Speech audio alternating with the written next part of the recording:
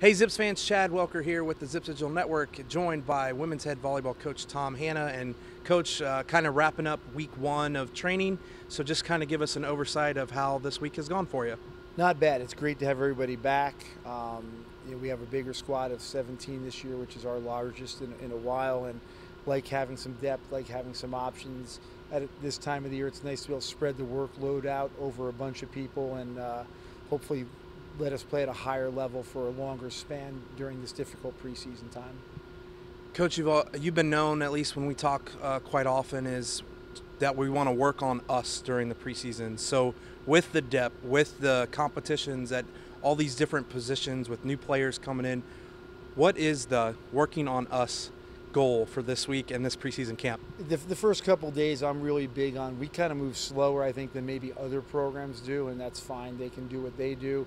I'm just really big on let's install systems, let's teach techniques that we want. So for freshmen, it's new information. For the returners, it's reminders, repeat information. But I'm really big on installing systems so we're all on the same page, and I think that allows our 6-on-6 play to develop at a higher level faster. So we may play less 6-on-6 earlier in these first couple days because we're putting all the pieces in place.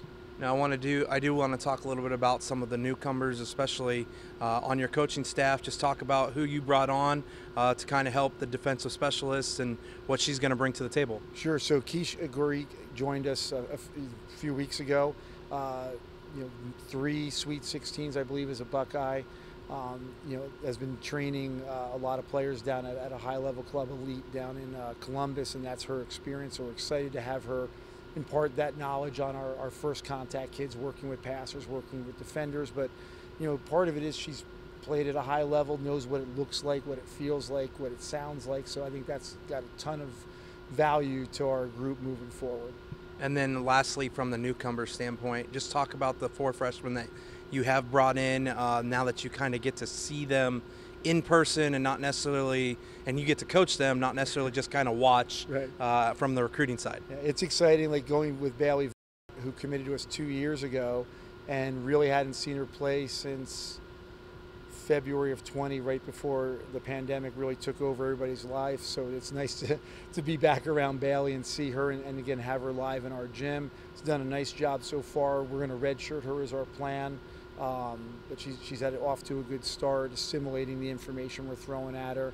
Ellen, we're moving her from a middle where she was at her club experience at Mintonette. We're moving her to the right side, and that transition's going very well. We're going to have her doing some things that are new to her, a little bit new to some of our groups. So as I keep telling them, like, we're going to break some cookies. We're going to have some traffic accidents in transition. We're going to maybe run into some people, but so far it's actually been pretty clean.